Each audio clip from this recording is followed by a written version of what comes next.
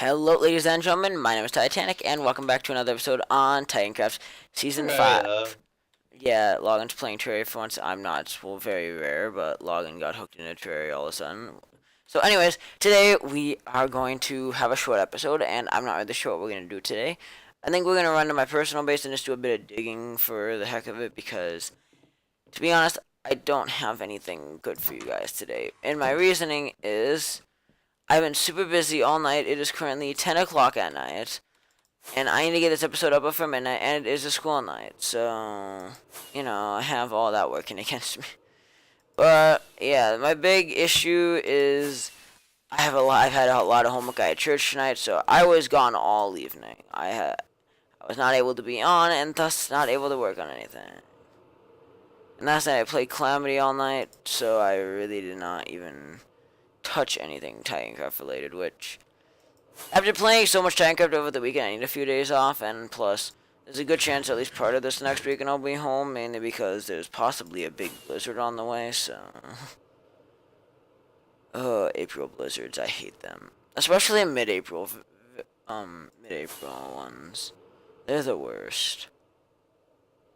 And just because spring, it's just like spring is is trying so hard to arrive, but it can't do it. My base is so far away. One of these days I'll set up another portal to get to, but not yet. The only reason I'm not setting it up yet is I want to keep it harder for people to get here.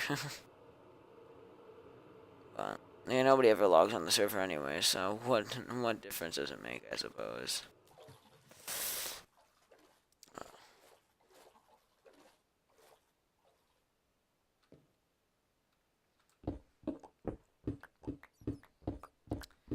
So yeah, I was gonna do a bit of digging quick and just chatting. So I guess today I would like to do a little quick chat episode. We'll go for like maybe a 8 to 10 minute episode. So I want to quickly chat about my thoughts on Minecon Earth again, It because sucks.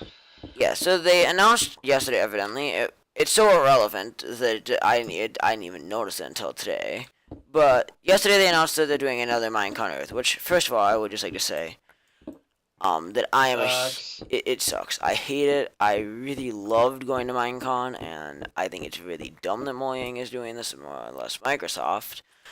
But I want to just give some my honest feedback about it and kind of express how I feel. So first of all, I'd just like to say that Minecon Earth does one thing very, very well, and that is it is an amazing marketing agent for Minecraft's younger audience, but it also does a fantastic job at discriminating against Minecraft's older audience, which is ironically the more mature audience. And because Microsoft and Mojang are now focusing on this younger audience, what effectively they're doing is they're bringing out the cringy side of the community, and they're making it seem like Minecraft is this game for cringy 8-year-olds, when it really is not. Well, see, basically they're charactering the game towards 8-year-old new players.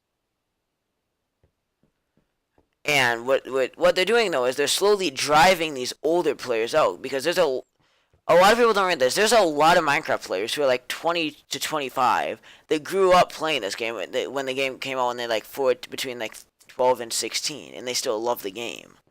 But they've become so isolated and so rejected by this money train going on at Mojang and Microsoft that they basically get rejected, and it is not fair to Okay, them. Titanic, from a business standpoint, if you can make if you can make $5 targeting the older 20 to 25-year-old audience, or make $10 targeting the 8-year-old audience, which one would you choose? Depends which audience is bigger, and that's the big key. What they want to do is, No, no, no. huh? Wrong. Completely wrong. It doesn't depend which audience is bigger. I just said if you could make $5 on one or $10 on another, Yeah, which one would you use? I thought you inferred like $5 per person, like say from younger communities, and 10. No. Oh, Yeah, but in this case, Mojang does not make more money off these young kids. It's actually going to be the opposite because the older people actually have money to spare because typically parents just buy the game and go on. Again, also at the same time, they can also fool their parents easily into getting into these stupid like Better Together updates. But Mojang essentially has decided that they want to follow this philosophy of there's a corner of the Minecraft community that has this philosophy that Minecon, the real one, is unfair. And that's where this, I think, stems from. Is that a lot of people have this belief, besides, even though a lot of Minecon Earth stems from Mojang being too lazy to plan and way too cheap to throw them, because Minecon is very expensive to put on, no doubt about it. But substituting it with a cheap 90-minute live stream that's just basically a cringe fest is not an answer. But, but essentially what they're doing right now is they're trying to appease this corner of the Minecraft community that believes that Minecon is unfair because not everybody can go to the convention, and thus, because not everybody can have capes, nobody should have them. That's the philosophy of a lot of these people, or they think everybody should get a cape. And this philosophy, well, I understand where some people are coming from. Minecon, yet part of the point of being an extreme gamer and having the money and the time available to go to these events is special. You want that uniqueness. It makes these diehard gamers unique. It lets them stick out and not be put together with these just cringy 8-year-olds who just started playing and think that they know everything about it and kind of just disregard these players who have been playing the game forever. And that's where things run into problems, because there's a lot of people that believe Minecon solves that when it really does not. You can see, it's really funny, you can see a fine line. Almost everybody who attended Minecon previously is against Minecon Earth. But a larger percentage of people that have never attended a Minecon are for it. Which is the real interesting part. And shows that Minecon definitely made a lot of people happy, but Mojang was too worried about being cheap. Which is depressing. It's all politics. It's all politics. It's not politics, it's business. And there's a fine... Business is politics, When... Yes and no. In this case, not as strongly because of the fact that Mojang is a multinational corporation. Like, you're not going to see Mojang putting money towards any political agenda. Microsoft may occasionally do that with some of their big donors, but Mojang themselves does not. Mojang is very separate from all of that. So it isn't really politics in this case, it's more of a business standpoint. Well, a lot of the time they're very similar, and most of the time they do overlap. In a case like this, they would not. Especially for Americans. But Microsoft, on the other hand, they're the ones that could be driving more of this. But... No, everybody says, oh, Microsoft has nothing to do with it. No, Microsoft has everything to do with it. Microsoft can call the shots. Yeah. Because at the end of the day, what Mojang chooses to add is very, very much up to Mojang. Mojang really has the right to add whatever they want. That isn't what's limited by Microsoft. Microsoft, though, has these ideas to go across all these different platforms and unite things to make maximum moolah. As well as they want to keep expanding any ways to make Minecraft extra revenue, they go for it. And that's what they order. They want to make money. Basically, they want to turn Minecraft into a version of EA for sandbox gamers and little kids. It's kind of a shame, actually. And it's really a goddamn shame that Minecraft ever got sold. And I still live with this idea that I like to play games that I don't have to pay extra to get all the content. Like, say, Dude, you and I damn well know that Minecraft's gonna become a pay to win game. For the Better Together, pretty much, but Bedrock. No, Java is going to become a paid game. The way Java's set up right now, there's no way they can do that. Yeah, you wanna bet? With the current Java features, there's no way they can implement saying, from this point on, you can no longer kill the Ender Dragon without paying money or something. I mean paid updates. Yeah, they could do paid updates, but even that would... It's an interesting concept, because that would get a lot of backlash, especially... The reason I don't think they would do that to Java is because Java has been their experimental version, and they basically admitted pretty recently that that's what Java means to them, is it's their experimental version. But you and I both know it's gonna happen. I'm not. Microsoft is a greedy asshole. Microsoft is greedy, but I wouldn't be as positive as you are that they're gonna force paid updates, because there's a lot of games that Microsoft does have control over that don't have paid updates. I don't see it happening, especially because of the fact that it's one thing Mojang did stuff like Terraria where they had like mega updates every 3 or 4 years, but I recently it was revealed that Jeb plans to try to release 2 major updates for Minecraft every year. And with that way of working, for them to actually effectively make money off of that is not going to work. But you see, again, back to what I was saying a bit ago, a lot of things I have problems with games where you have to spend a lot of money on to beat them is like, think of a game like Terraria. You have 20 bosses. If you had to pay like to go into hard mode and then you had to pay to get the gear to kill Moonlord, that's not fair. And I am heavily against games that you have to pay to beat the game, or like they severely punish you if you don't. Like I know I once played The Sims on my iPad like 3 or 4 years ago. You couldn't. It took you hours to do anything without paying. Or Heyday. I loved Heyday. I played that game hours upon hours. I loved Heyday. It was a great game, fantastic. But at the same time, I probably threw in, over the course of me playing that game, I probably threw in anywhere, I'm not sure it's been so many years, but I probably threw in anywhere from $50 to $100 into that one mobile game. And while, yes, it was a lot of fun, don't get me wrong, it just shows that mobile games especially are bad. Console games are meh. And PC games... Mobile games are the worst. Again, anything. Mobile games are designed to make money. That is what mobile games do. Low content, crappy gameplay. Well, again, you can only do so much on a mobile device. So. But they're supposed to. They want to be crappy gameplay. Yeah, like the crappy gameplay though. There's only so much you can do about that when you're working with something so small. Yeah. But I don't know. It's a very interesting situation that we find ourselves in as gamers. Again, a lot of the reason why a lot of these people become such big sellouts and is because of the honest fact I am currently taking a class called video game design actually, which is about a lot of the basics of coding, and one thing I learned recently is currently the video game industry makes more money in a year than Hollywood does.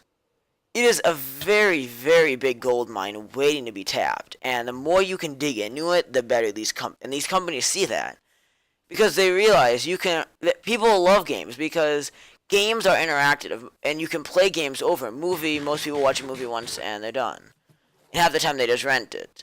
Whereas if you get a game, people might invest hundreds and hundreds of hours into that and just keep playing it. In a lot of mobile games, they have ads, so they have that ad revenue too, which is a very... Mobile games have way too many freaking ads. Again, that's why I stopped playing mobile. Again, when you look at mobile games, though, a lot of them, it's all they can do to make money, because these people that spend a lot of time making these games, they have to find a way to make money. And for mobile games, the point of a mobile game is to be cheap and really basic, addicting, and then it's gonna get you addicted, and then to speed up the process of leveling up or something, you had to pay money to like buy more gems or something. And it's designed basically to make the player addicted and to spend as much money as possible and to see as many ads to make the company as much money.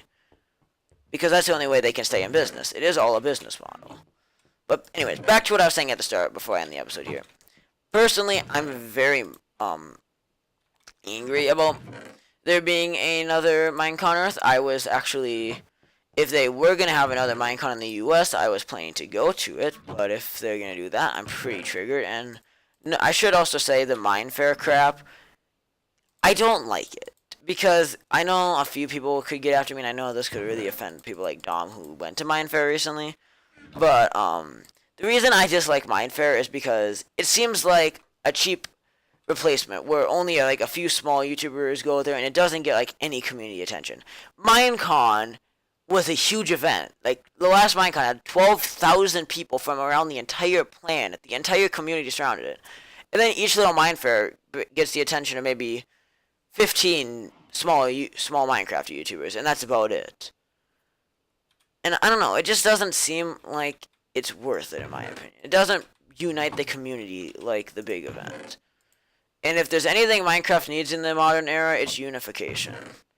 Because as this community drifts farther and farther apart, the days of Minecraft's peak are ticking to an end very quickly.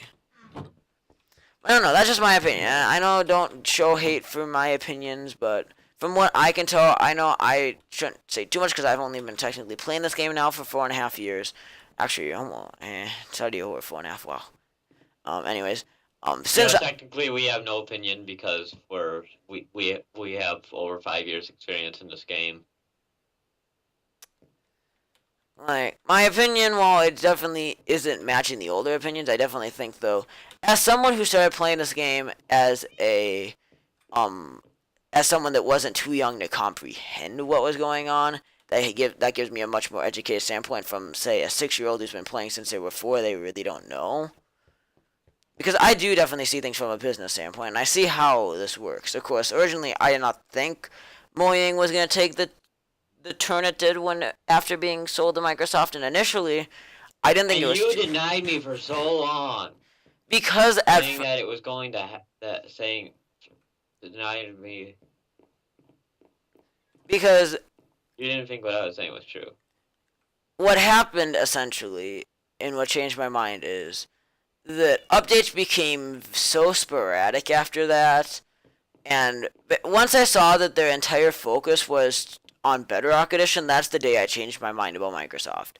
Bedrock Edition, in my opinion, ruined Minecraft, and that's part of the reason why I do not think I'm going to buy an Xbox One. I really want one, but part of my reason was to go play classic Minecraft 360 or like Minecraft Xbox One, and play Terraria for the exclusive features on console, and they removed those in 1.3 anyway, so I don't know, I don't think buying a console is even worth it anymore, unless I see a big game that comes out that's really worth my attention.